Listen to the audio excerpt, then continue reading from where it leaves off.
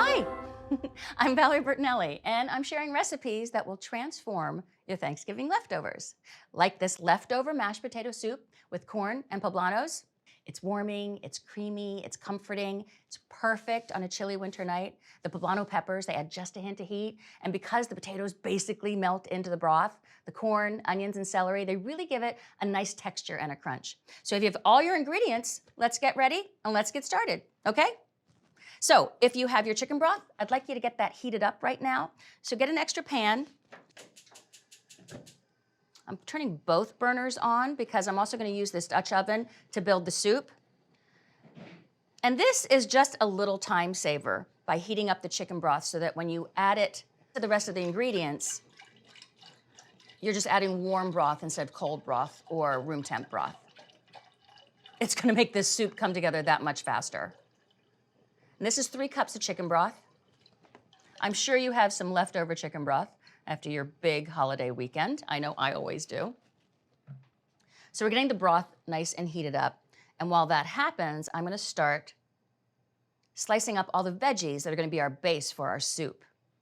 So I want to get some butter in the Dutch oven. Just a couple tablespoons.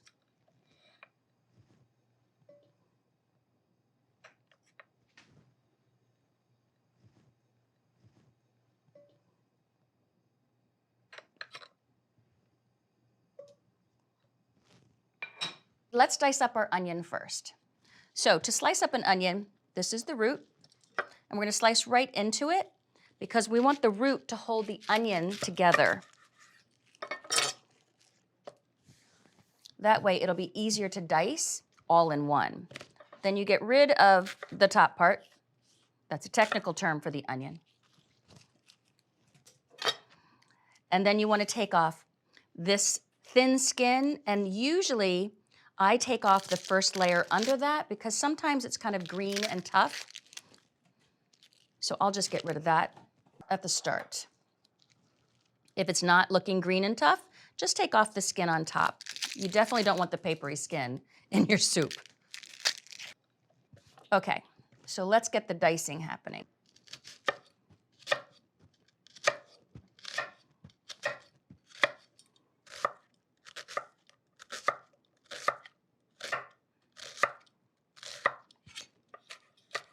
Sometimes when, for Thanksgiving, they have all these pre-prepped onions that are already diced for you.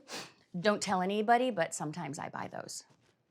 So if you happen to have an extra package, just throw that in. But it's our secret. All right, onion goes into the butter.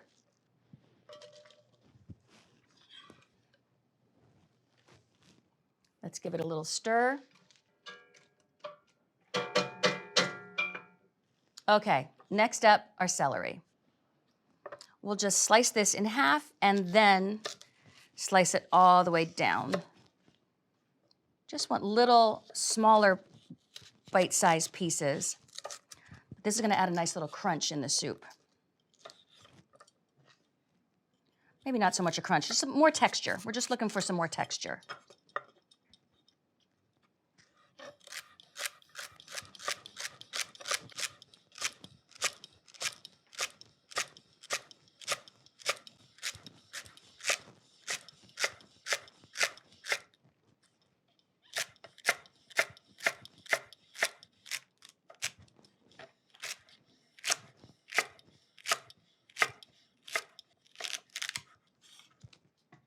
Right in.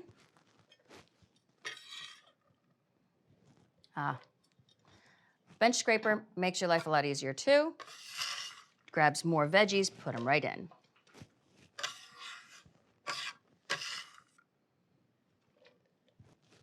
And then give this a stir. And then we got some poblano peppers. That's gonna add a really fun little light heat. They give off a beautiful aroma.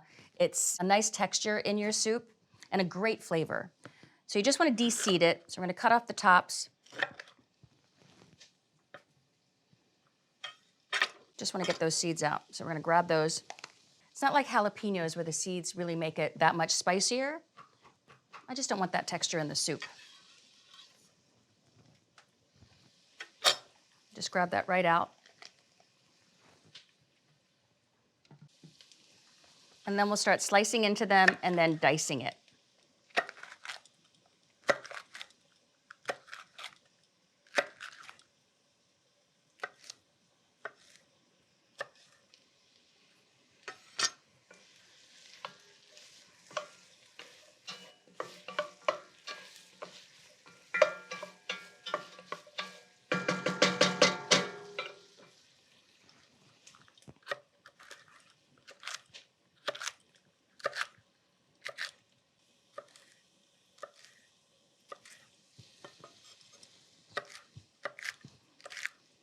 Now we're not going to put this soup in a blender, so you're going to be able to see all these beautiful veggies in here. So I want to make sure you can see them.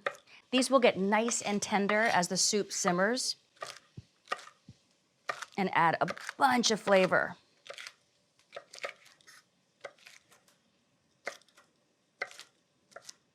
Okay, into the soup.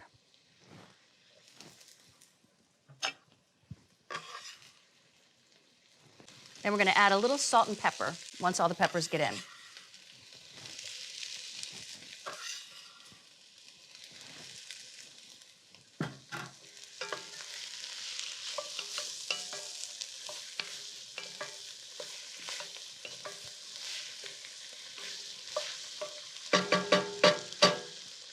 A little salt.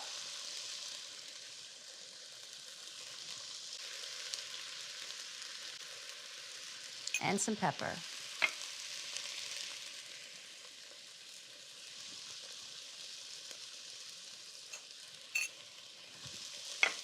And while this sautés, we can slice up our garlic. We just want all these veggies to get nice and tender. You want to see the onions get a little translucent. Very pretty. Okay, let's get to our garlic. We have 3 cloves of garlic. Just give them a little smash and then slice right into them. That releases all the garlic flavor when you smash them.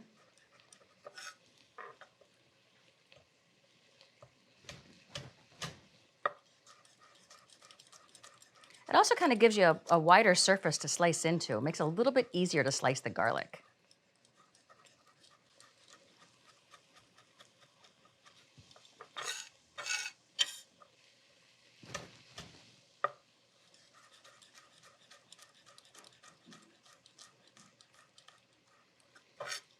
And then we'll put that in with the rest of the peppers and the onions and the celery.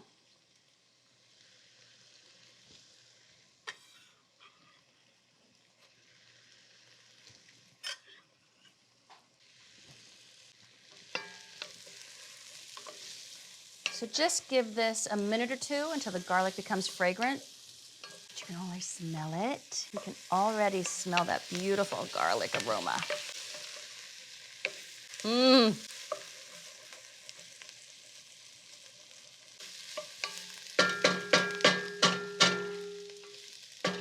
Okay, let's go ahead and add that broth in.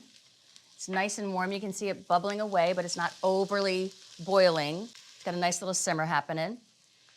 So get that in.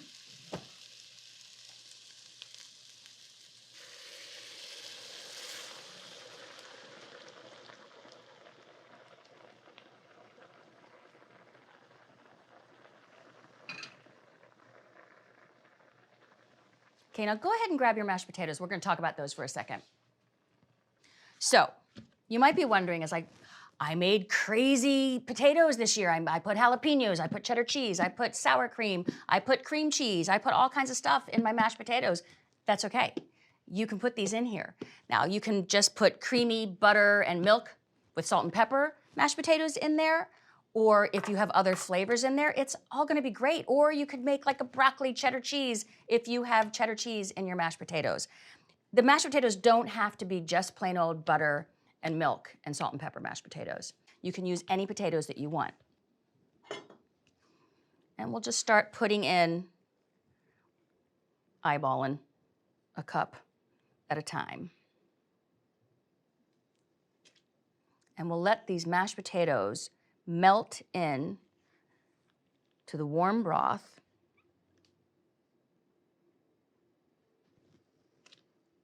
That's bigger than a cup. I used to only make shepherd's pie after Thanksgiving with mashed potatoes, if I had them.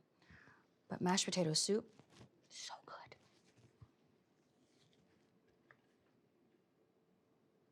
That looks like about, well, maybe a little bit more.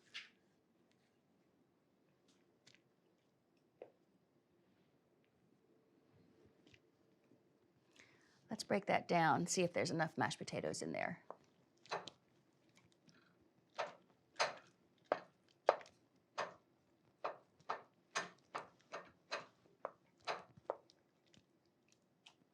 Now this is going to melt right in to the warm broth. We're just going to help it along a little bit.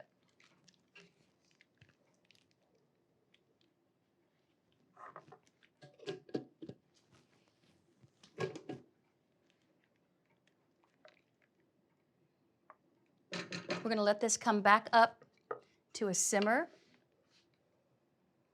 And then we're going to let it just simmer away for about 10 minutes before we put the frozen corn in.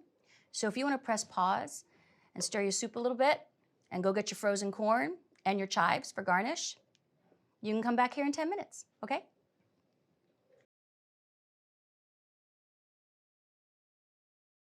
Welcome back. Your soup should be simmering beautifully like this. All those flavors are coming together. The mashed potatoes are melting into all the rest of the veggies. So now we're going to add some frozen corn. The corn is just going to thaw in the soup. We have 2 cups here. Give that a stir. And then here's the important part. You do want to taste this before you're finished seasoning it, because depending on what kind of seasonings are in your mashed potatoes, how seasoned they are, that will tell you how seasoned the soup is. So the only way to know is by tasting it. So we're gonna put a little spoon in there and give it a little taste. And now that the corn's in there, it's cooled off a little bit so I can actually taste it.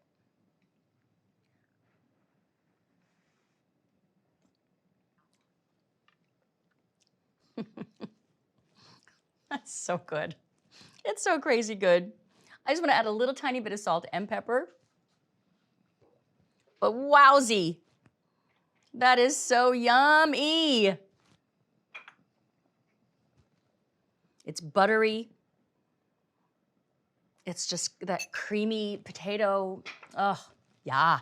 All right, let's make our little garnish. We're just gonna chop some chives just to lay on top. There we go. So we've got some chives. We just need a few, just to sprinkle on top. I always love adding freshness to any dish that I can. It just rounds out everything. It's that extra little touch of garnish that I just love.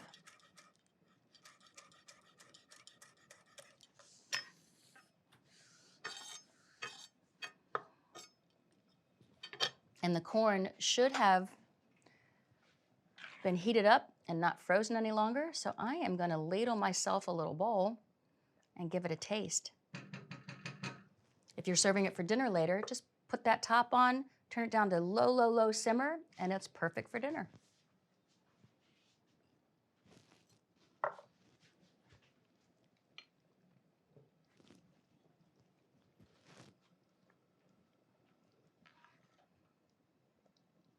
Oh, look at that. Gorge.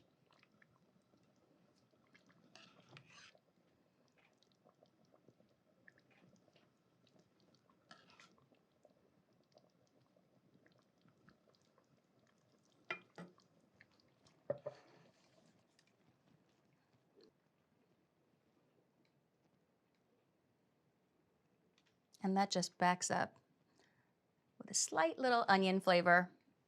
That's what the chives add, and a little bit of freshness. Oh, this looks really, really good. I mean, there's a lot of flavor in that spoon. And it didn't take us any time at all to make this soup.